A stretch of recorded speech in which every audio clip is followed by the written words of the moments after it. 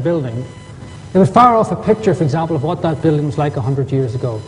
So they were looking at the historical evolution of the place. But one of the nice applications was in archaeology.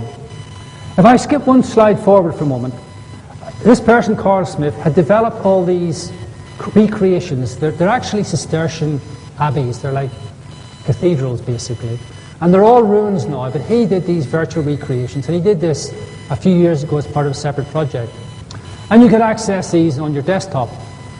But then he had the interesting idea of saying, well, isn't it much more powerful if you put it on a mobile phone and the student can go to the building and look at it and see the present building and see a virtual overlay of what it looked like 400, 500, 600 years ago. And he did this, and we tested this out with students. And here we've got students in the field trip. And they're in the Abbey, but they've got these virtual overlays. And one of the things that came through was it created very rich dialogue between the students. They were talking about the building the way it was now, the way it was several hundred years ago. And it wasn't just the virtual reality overlay, it was the richness of the dialogue that led to. And there's just one little final thing I'd like to show, because I like this one. What this is a mobile phone, and you can point it up at the stars at night. And what it does here, oh, you can't see very well, unfortunately, but what it's got an overlay of the constellations. And it's got the labeling, this one, which is Pisces. So you can hold this phone up, and you get this virtual overlay which identifies the constellation, gives you the name. Now, this is quite a different type of learning from what we normally do in higher education. What really interested me is it actually returns you to a more natural form of learning. Instead of going in a room where you can't see the stars, looking it up in a book, trying to remember, going out at night, it's there, you can see it immediately. It's almost like having a knowledgeable person who knows about the constellations beside you, telling you. It's like a very old form of embedded learning. So there's huge potential for these devices and how we use them effectively. And the big challenge for us really is really to think creatively. And ultimately it has to come back to teachers. You know, the design should come from teachers. The tools, the resources are there to be used. It's like this room. I mean, there are some powerful, interesting resources, but someone had a design idea and shaped it. And she took a very old idea and actually wove it together to create something quite interesting. So we need to creatively apply our knowledge. And we need to develop or use tools and resources to create effective, engaging learning. And I think we have to do that collaboratively. We can't do it as individuals.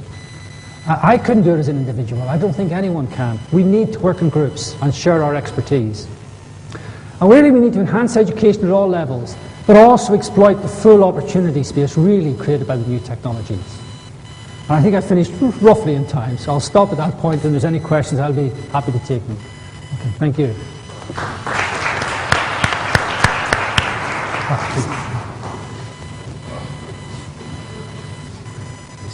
For the translation. All right. Okay. Thank you very much, Professor Boyle.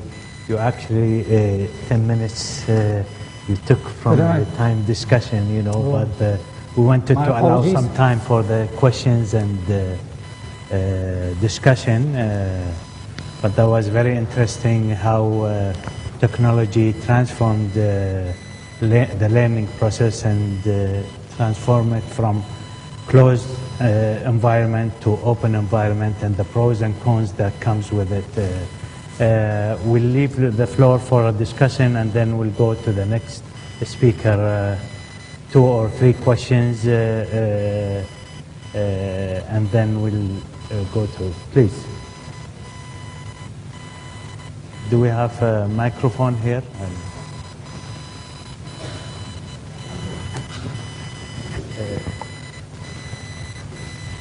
We have instant translation if you can speak, if you want to speak in Arabic or if you want to speak in English. ممكن يذكر لنا البروفيسور بول تعريف التعلم الإلكتروني، مفهوم التعلم الإلكتروني. بدنا يعني من خلال باحث هو جاد في هذا المجال ومؤلف، فبدنا نشوف المفهوم من خلال يعني نظرته. أما أن المصطلحات لا تهم كثير ويهم التطبيق. شكرا. Did you get the question? No, can you repeat it, please? Yes, the question is there a specified definition of e-learning or electronic learning? And Is there a specified definition? I think no, and I don't think we need one. Effectively, most of the work we do is what would be called blended learning. So we work with students face-to-face and we work with them online. But I think the key bit really is that you have some very powerful resources and tools on how to use those effectively. The key challenge ultimately is can we apply really deep pedagogical insights and create learning environments that are exciting and engaging for students. And I think the more the technology can be a barrier. People can be frightened of it. That's why it's good to work collaboratively, because you can work with people who are familiar with it. But what really makes a good e-learning resource or tool is people who can actually, and these are usually educators who come with good design ideas. And if they can work collaboratively with people who have the technical knowledge, I think that's what, that works very effectively. If I put the question in a different form, okay. Is e-learning a substitute for traditional learning or a complement to traditional learning? Actually, I might be over-pegging it a bit, but I'm actually reminded of this room, because here, looking at the back, it actually sweeps up like a galley. It's a very traditional idea, but actually done in a very modern way. First of all, we aren't actually talking about new technology in learning. We've had technology for a couple of thousand years, and that technology is literature, being literate. That technology changed learning. What we have got are new technologies. And literacy, books, didn't replace face-to-face learning, didn't replace face-to-face teaching. Okay, they complemented it. And I think, again, the technology-enhanced learning will complement it. And whatever particular mix works will depend on the situation you're in. So it's not a question of the new e-learning destroying the old way of doing things. It's finding, I think, the new blend which works most effectively. And not just one blend, there's a whole potential set of answers to that. It can support different languages, but at the moment it doesn't support Arabic because of the right to left issue. But we actually have funding now for another 3 years for a European project. So what we will do is do future releases of it. We actually had an Arabic speaker who was one of the developers on it. And I asked him to check that quite early on. And what happens is the words come in okay, but they come in the wrong order. So that's something that at the moment it will support any, it's basically, for example, it will support Chinese. But it has problems with the right to the left switch between Arabic and English. Please. Thank you, sir, for your paper. The fundamental things in learning electronics is the systems and tools. Thank you, sir. I hope to know things about the legal systems of learning electronics, legal systems, about credit rights, persons, teachers,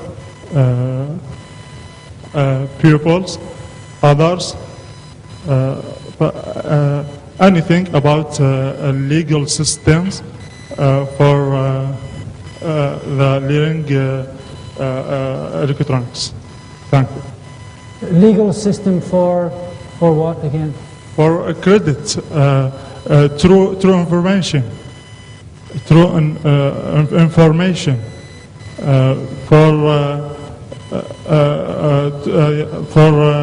through information to people, as living to people. قولها بالعربي أنا أنقلها. أني ضمانات ممكن يعني الطلبة يحصلون من خلالها على معلومات صحيحة، على معلومات بناءة. هالأمر متعلق يعني بالمصدر المعلومة. كيف يمكن للنظام القانوني أن يضمن صحة المعلومة؟ كيف يمكن للنظام القانوني أن يضمن نجاح العملية التعليمية؟ هل الموضوع متعلق ب يعني رغباتنا أم أنه متعلق بالنتائج؟ النتائج متوقفة على مصدر المعلومة الصحيحة أم أنها متوقفة على الأداة المستخدمة؟ هل لأن الأداة إلكترونية فيجب أن نلجأ إلى أسلوب تعليم إلكتروني، أو أن الموضوع متعلق بمصدر المعلومة؟ مصدر المعلومة تجاري يعني يهمه النتائج التجارية أم النتائج العلمية؟ صلب المشكلة متعلق بعدم الثقة بالتعليم الإلكتروني، لذلك الكثير من الدول لا تعترف بالتعليم عن بعد لأنه يستخدم أساليب إلكترونية محضة. إذا أكو يعني ضمانات قانونية ممكن من خلالها الحصول على أسلوب تعليم إلكتروني بناء يعني مطبق في الدول اللي أو من خلال السيستمز اللي عرضها الأستاذ، إضافة للتولز، يمكن جمع النظامين، يعني استخدام أنظمة قانونية في سبيل ضمان نجاح الأدوات. ثانك يو دكتور عمار المدني من العراق. شكرا. Thank you. You get the question? Yes, I mean, there's quite a lot to the question, which is basically saying, can we have a legal system which will guarantee ultimately the success of the e-learning tools and resources? And I think the short answer is, in a sense, no. One of the big developments in open educational resources was Creative Commons. So these are licenses which are attached to open educational resources, and what they do is guarantee that depends on the license, that, for example, you can reuse it and you can adapt it and change it. And that has helped a lot, because otherwise it's quite, unless people are clear about the legal base for reuse. So that has been a big advance. There isn't any legal guarantee that it's going to work, and in a sense, that doesn't operate in the wider environment either. So, for example, there's no legal guarantee that the Apple iPhone is going to work. People buy it because it's a very nice piece of design and they're very impressed by it. So ultimately the judgment as to what is working and what isn't, if you take the analogy of research, it's peer review. In research, the people in that area judge what is good research and not. So basically you as teachers are going to have to make the judgment and effectively decide what is effective with your students. And that means all of us need to, in a sense, keep increasing our knowledge and skills, because it's a very fast-moving area. But I don't know of any system where you can legally guarantee that something's going to work. Professor, what would you say to those countries that he mentioned do not recognize e-learning or gaining a diploma from e-learning, and how do you ensure the quality or the that the learning that the student gets or the diploma that he gets reflect certain skills and certain learning? I think there's two issues there. One is, I don't think the issue is about e-learning, it's about distance learning. So using e-learning in a blended environment. For example, most universities now have used virtual learning environments, learning management systems. It's just taken as a sort of natural evolution.